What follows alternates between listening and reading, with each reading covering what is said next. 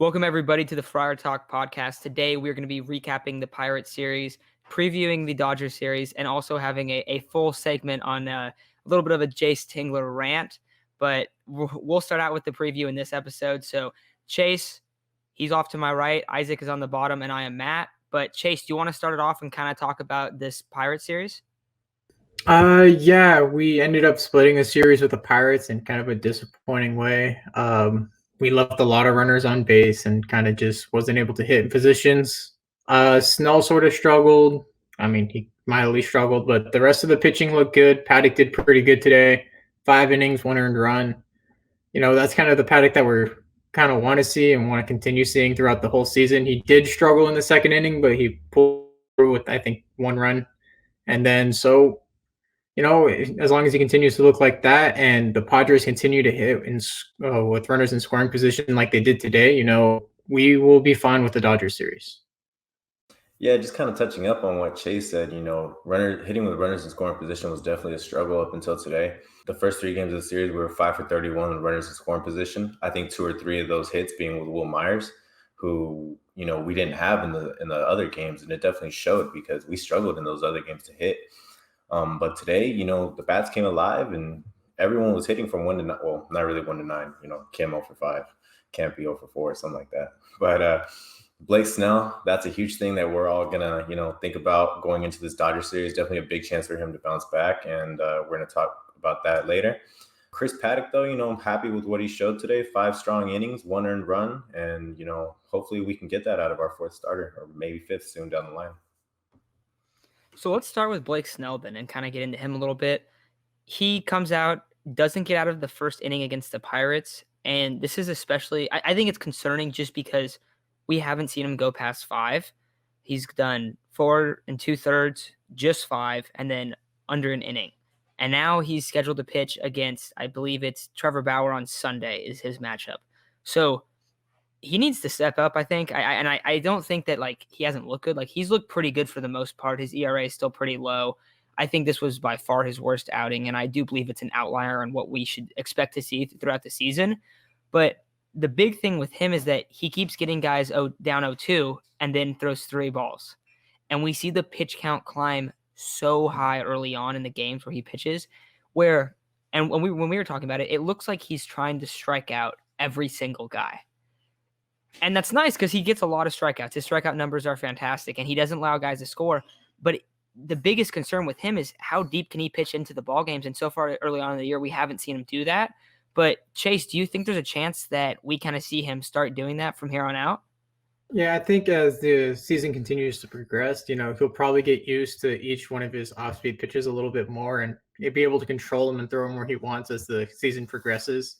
Sort of a short season last year, and then he started off well, still a little wild. Then one outing was really good, and then there was this one where he just seemed he couldn't find the plate with his off speed, and sometimes his fastball. We saw the one that hit the backstop and then nearly came back to the mound with how hard it hit it. So I think he will be fine. It'll just probably take a couple more starts. I'm hoping he goes maybe 5, maybe 6 innings. Then again, it also allows if Tinkler lets him go that long because he's kind of pulled Snell short a couple times where he probably could have finished another inning, but we'll see. I think he'll bounce back and be fine on Sunday. Yeah, this is kind of a big bounce back opportunity. Obviously not like the matchup you want, but this is kind of the matchup that we want to see him flourish in. We want to see him go 5 or 6 innings strong, maybe 1 or 2 earned runs because that is a strong Dodgers lineup. But just talking about this past series, his start against the Pirates was definitely a little rough, only threw around 40 pitches. You saw him hang a slider to, I don't know his first name, but Stallings, who hit it. He just hit a bomb. Another bomb was hit by someone else, and it was definitely rough to see. He probably could have finished the inning, but, it wasn't a very good outing. And you saw a lot of miscommunication with him and Campusano. So maybe, Caratini needs to catch him, or maybe when Nola comes back, he'll have to catch him. But hopefully we see him go 5 or 6 strong. That's all we can ask for right now. Hopefully a good outing. Yeah, I would say that I think whatever Padre fan is just kind of hoping that Tuesday game was as far of an outlier as we'll see. Not just with him, but with everything. That was one of the strangest, just sloppy baseball games I've watched in a while. 6 hit batters. The Padres got walked 13 times. Then I believe they were 1 for 13 with runners in scoring position. So that game was awful. If you look back on Monday, Darvish came out, looked fantastic. Lineup was all right. And, just a quality win.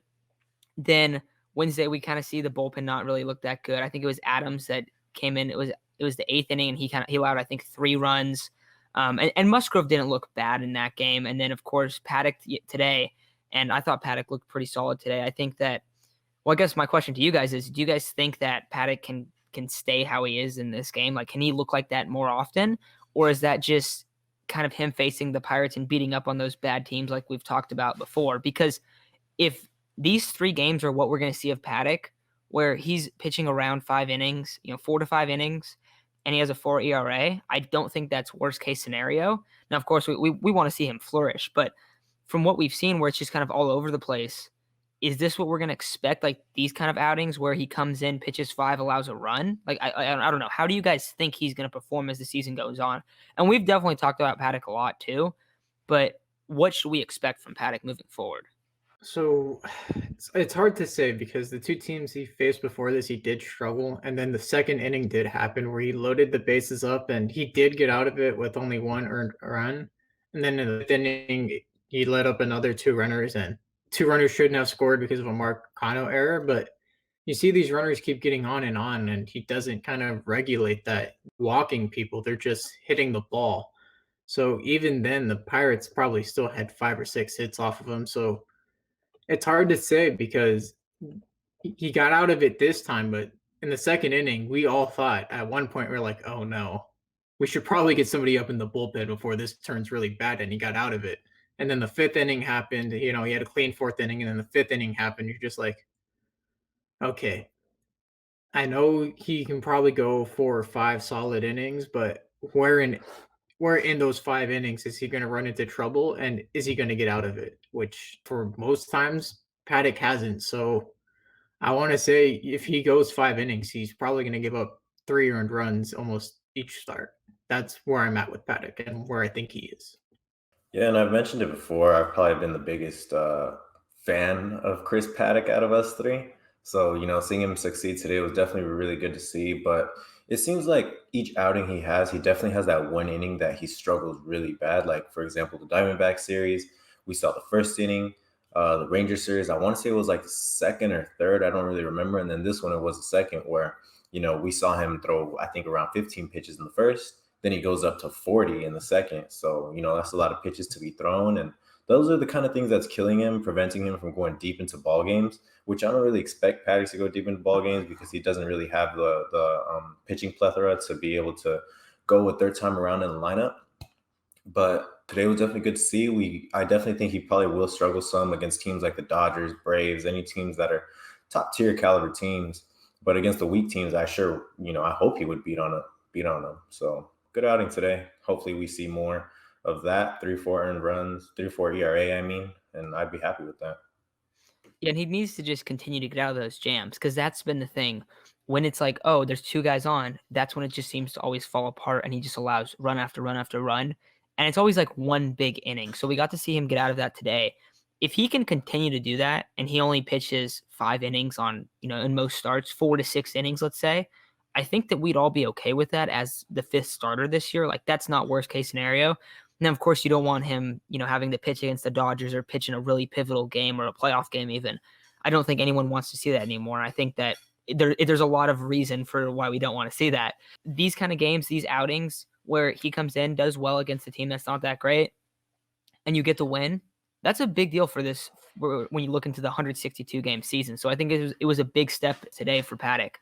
And I don't know. I guess we'll get into the kind of the negative aspect of this series, but the hitting up until today was not good. And we'll talk about Jace Tingler a little bit more, but the lineups are very, very interesting where I don't know why they have guys hitting in specific spots.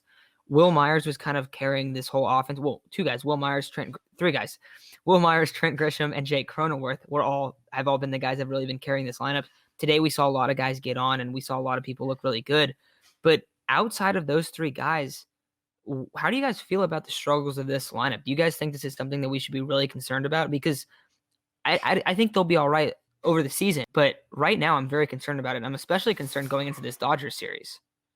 I think Machado will pull around. So we know Machado, he starts off slow and continues to build up as the season goes on. And we kind of saw that today. He hit the 2-run home run. He continues to get hits. And so I'm not too worried about Machado.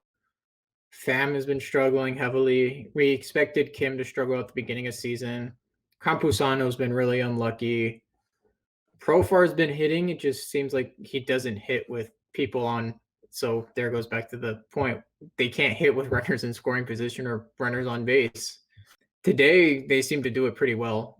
It may be an outlier, but we also started stealing, and it just started to work. So not too worried for like our top 4, top 5 guys. Haas has been killing it. He's hitting like 340, and he's been an RBI machine when Myers has been out. So I'm pretty much only worried about Pham and maybe Profar with runners in scoring position. I expect Kim to do better towards the middle and half of the season. Caratini's been solid. That would only get better when Nola comes back and when Tatis comes back, because we are missing Myers and Tatis right now. So we can maybe chalk it up to that or not. We shall see in the next series. Yeah, I'm not. I wouldn't say I'm concerned because the problem hasn't been getting runners on. The problem has been getting runners in. So the thing is, we're top 5 or we're top 3 in baseball in terms of getting runners on and getting runners in scoring position. It's just a problem. And we saw the Padres were really good at bringing runners in scoring position in last year. I think they batted .310, which was tops in the league. And so I definitely think this is kind of like an outlier right now. I definitely think the lineup's going to start coming around when it comes to bringing runners in. Because, you don't go from being number 1 in baseball and bringing runners in to, suddenly being a team like this that fast. So, so the lineup is going to come around. Like I said, the problem hasn't been getting runners on, it's been bringing runners in. So with our lineup, especially with the guys that are going to be coming back, definitely think this is going to be a bounce back team, whether it's this series or whatever series comes. But obviously Tommy Pham has been the biggest disappointment so far. And I think we had a video where I said that he needs to be the guy that bounces back the most. And it's shown, because whenever there's runners on, he's grounding out into double plays. And those are times when we need him to come up big, because he's always batting 4th or 5th in the lineup. But I guess he has been a little unlucky. So hopefully he comes around. And, I definitely think this lineup is going to come around soon, though. I think that you guys bring up very fair points. Also, I would like to bring up how many guys have been hurt. Because Pham and Machado are probably and Cronenworth are the only guys that have been pretty much healthy and in the lineup as consistent bats every day. And even Cronenworth was fighting for a starting spot in spring training. So you look around, you go, okay, Trent Grisham's missed some time. Will Myers missed some time this series. Tatis has obviously been out. I guess Hosmer's been there the whole time too, but there's a lot of bats that haven't been there. And the lineups have been weird. So you have Tommy Pham batting in cleanup. You brought up how much he's been grounding into double plays. That just doesn't make any sense. So I think that when you kind of have the normal lineup back, you can put Eric Hosmer where you want to put him consistently. Same with Tatis, Machado, all these big bats. They need to be in better positions to bring guys in, I think. And I think that will turn it around a lot. But I think that's going to do it for this recap series. But we're going to talk about Jace Tingler here in a sec, and you can check that out in podcast format. If not, we're going to be posting it tomorrow, kind of a Jace Tingler rant on why we've been really frustrated with him. But that's going to do it for this episode. So make sure to subscribe and check that out.